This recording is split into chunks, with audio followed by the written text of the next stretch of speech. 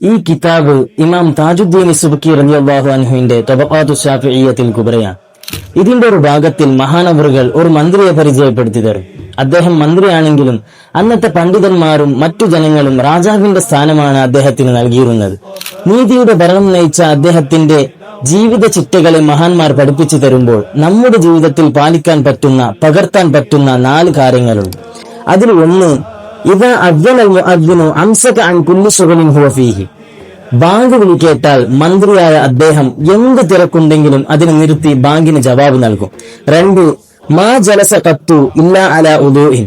എപ്പോഴും ഉദൂഇലായിരിക്കും. 3, വലാ തവല്ലഅ ഇല്ലാ വതനഫല.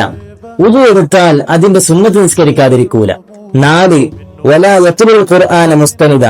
ചാരിയിരുന്ന് ഖുർആൻ ഓതൂല. ഈ 4 കാര്യം നമ്മുടെ ജീവിതത്തിൽ ഉണ്ടാകണം.